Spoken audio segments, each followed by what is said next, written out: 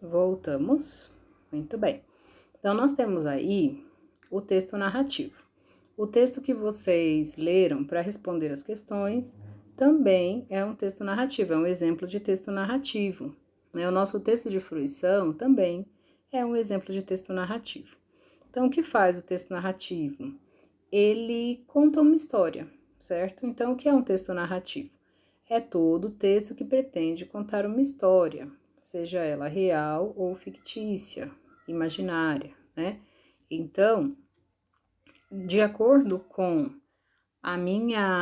o uso desse texto, né, de acordo com o contexto de comunicação dele, ele vai receber nomes diferentes, ele vai ser colocado em grupos diferentes, o que é chamado de gênero textual, certo? Então, exemplos de textos do gênero narrativo: o conto de fada, a fábula, a crônica, que é o caso da velha contrabandista. Mais exemplos: a fofoca pode ser considerada um gênero narrativo, ela está contando uma história, certo? Então, aí na tela a gente tem alguns exemplos, inclusive que nós vimos no início do ano, né? Então, quando se conta a história da vida de alguém, nós temos aí uma biografia, é uma narrativa sobre a vida de alguém.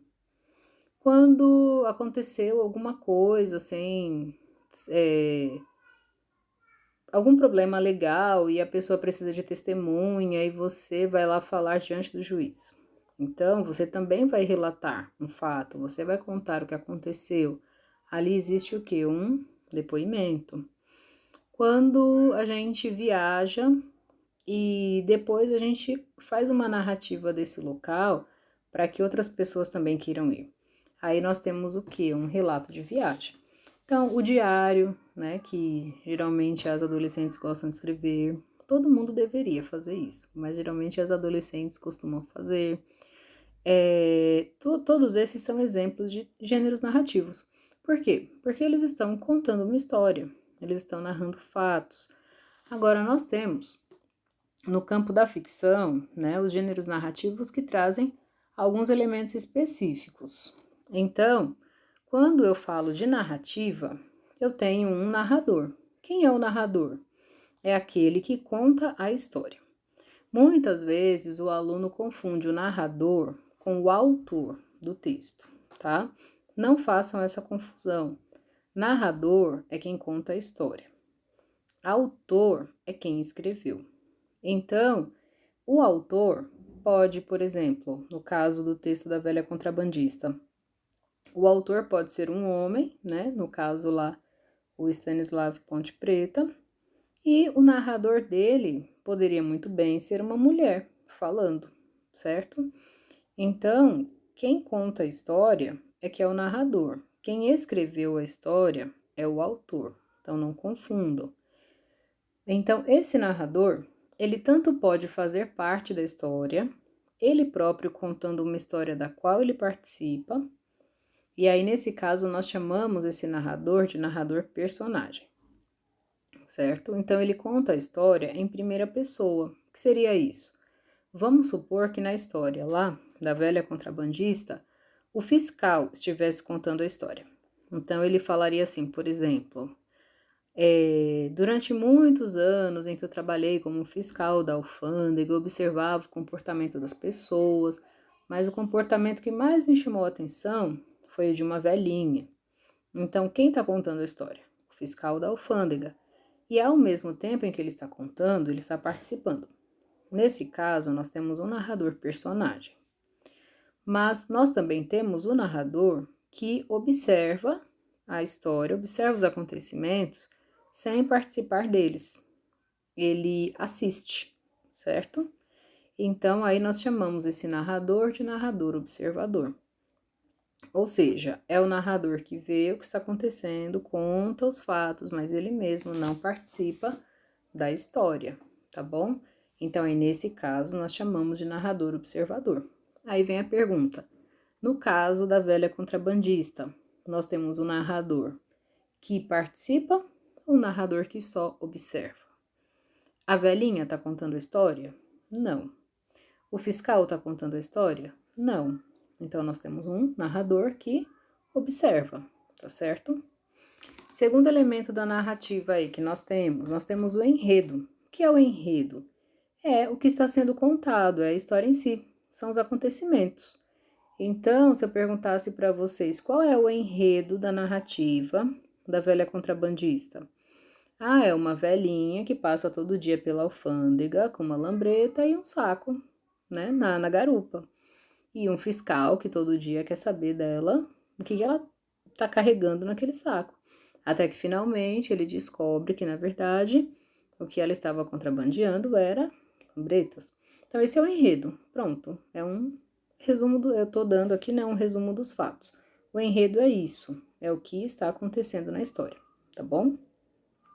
Mais para frente, nós vamos ver que no enredo a gente precisa ter um conflito. O conflito é aquela parte que deixa um suspense, que desperta o interesse do leitor para que ele continue lendo a história, tá?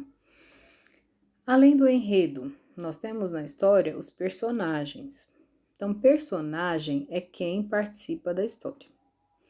O personagem precisa ser uma pessoa humana? Não.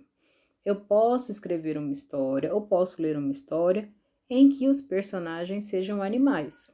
É o caso das fábulas, por exemplo. Eu posso escrever uma história em que os personagens sejam seres imaginários, seres inventados por mim mesma. Eu posso usar sentimentos como personagens. Enfim, qualquer ser pode ser um personagem, desde que seja alguém que esteja participando da história, tá certo? Então, quem está participando da história? A velha contrabandista. Então, o fiscal da alfândega e a velha estão participando da história. Então, quem são os personagens dessa história? O fiscal e a velha, tá certo? Então, por ordem de importância, nós temos três tipos de personagens. Nós temos o protagonista. Quem é o protagonista? É a pessoa, é o personagem mais importante. É em torno de quem a história gira. Esse personagem pode ser o mocinho, né, ou a mocinha, como geralmente acontece, como também pode ser um vilão, certo? Assim, para ser o protagonista não tem que ser uma pessoa sempre, ou um ser sempre de bom caráter, que sempre faça coisas boas ou tome decisões acertadas. No caso da nossa protagonista aqui, por exemplo, ela é uma anti-heroína, vamos dizer assim, né? Que é a velha. Então, a protagonista aqui da nossa história é a velha. E aí nós temos o antagonista, que é quem se opõe, quem atrapalha de alguma maneira a vida do protagonista. Que no caso aqui, nós temos então, de forma cômica, o fiscal da alfândega. E nós temos os personagens coadjuvantes, que no caso da nossa história não aparecem, né? Mas são aqueles que estão associados aos outros personagens, né, importantes, mas não são personagens principais, certo? São conhecidos também como personagens secundários. Aí dentro ainda dos elementos da narrativa, nós temos o tempo. Então, quando a história se passa e quanto tempo leva para acontecer. Nem sempre a gente vai perceber isso de uma maneira muito específica nos textos narrativos. Os contos de fadas, por exemplo, eles começam com Era uma vez. Era uma vez indica que a história aconteceu em alguma época do tempo, mas não é específico, certo? As lendas também, elas não têm uma data específica para acontecer. É diferente das biografias. As biografias são marcadas por datas específicas, elas não podem ser criadas, né? Inventadas de acordo com a minha vontade, tá certo? Então, o dia, o mês e o ano em que alguém nasceu tem que ser aquele, né? Mas no caso, por exemplo, da nossa narrativa, a gente não tem lá uma data de quando ela começa também. Mas a gente tem como saber quanto tempo ela levou. Então, embora seja um texto curto, a gente vê que o espaço de tempo percorrido ali foi de mais de um mês. Por quê? O fiscal começou a se irritar quando já tinha um mês que a velha passava com a lambreta, certo? Então, o tempo é isso. É quando a história acontece. Às vezes, por exemplo, era uma tarde de janeiro. Foi um dia de 1922. Acontecia todos os dias, todas as manhãs. Então, isso são marcas de tempo, tá certo? Toda vez que a gente se depara com uma narrativa, ela precisa ter um indicador de tempo, porque as coisas acontecem dentro do tempo, né? Dentro de alguma coisa, dentro de, desculpa, de alguma coisa, dentro de algum espaço cronológico, tá certo?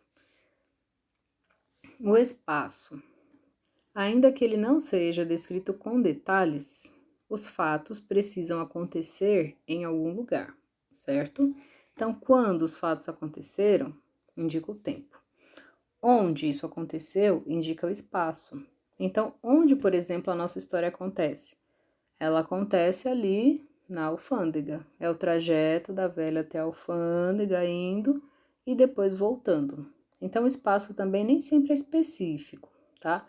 Às vezes ele é mencionado só no início da história. Às vezes ele é mencionado de maneira que a gente que não está tão explícita, tão clara, a gente tem que supor. Mas as coisas acontecem no espaço. Foi na rua, foi na esquina da avenida tal com a rua tal. Alguns escritores colocam isso de forma mais específica, né? Alguns escritores de contos, por exemplo. Foi no meio da floresta, foi na selva, foi no castelo, na casa de alguém. Então, isso é o espaço, tá bom? E o conflito, como eu tinha mencionado anteriormente. Então, qual é o conflito? Todo texto narrativo, toda narrativa, ela tem algo que prende a atenção do leitor para que ele continue querendo saber como essa história acaba. Isso é chamado de conflito. Então, as novelas, por exemplo, elas possuem muitos conflitos, elas têm muitos núcleos de personagens, e aí ela tem vários probleminhas ali, várias questões que despertam a atenção do leitor para que seja resolvida, para que sejam resolvidas. Já no caso do conto, da crônica, que são narrativas curtas, a gente tem um conflito, ou seja, a gente tem ali uma situação que desperta a curiosidade. E a gente quer saber o que vai acontecer, então a gente continua lendo. Então, isso aí é o conflito. O conflito é esse suspense que o autor causa na sua narrativa. É a parte que desperta a curiosidade. É um problema que está ali no meio da história e que a gente fica aguardando ser solucionado. Então, no caso do nosso texto de hoje, qual é o conflito? Então, o que que deixa a gente ali em suspense? Nossa, eu quero saber, mas o que será que vai acontecer? O que será que vai acontecer? O que que faz isso? É quando a gente fica esperando saber o que é que essa mulher está contrabandeando. Não é possível que ela passe ali todo dia com um saco de areia e não tenha nada nesse saco, né? Será que não está escondido na areia? Será que ela está contrabandeando areia? Será que ela não é uma contrabandista e o fiscal fica aí implicando com ela? Então, a gente fica ali esperando o desfecho.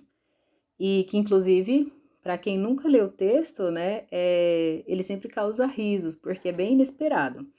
Então, isso aí é o conflito, tá certo? Então, relembrando, quais são os elementos da narrativa? Nós temos o narrador, o enredo, personagens, tempo, espaço e conflito, tá certo? Narrador, quem conta a história. Enredo é a história que está sendo contada.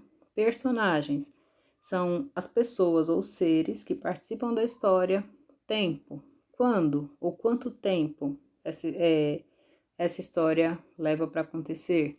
Espaço, em que lugar os fatos estão acontecendo, ou em que lugares, né? Depende. E o conflito, qual é o problema dessa história que eu quero saber como vai acabar, né? Como vai resolver? Qual é a questão aí que precisa ser resolvida? Esse é o conflito, tá certo? Espero que vocês tenham entendido bem essa parte aí, pessoal. E aí, então, nós seguimos com a parte de escrita, né, que está disponível aí também na página do Face da escola, tá certo?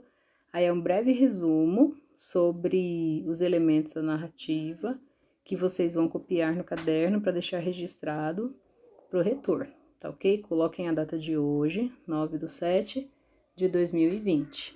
E até a próxima aula. Beijos para todos!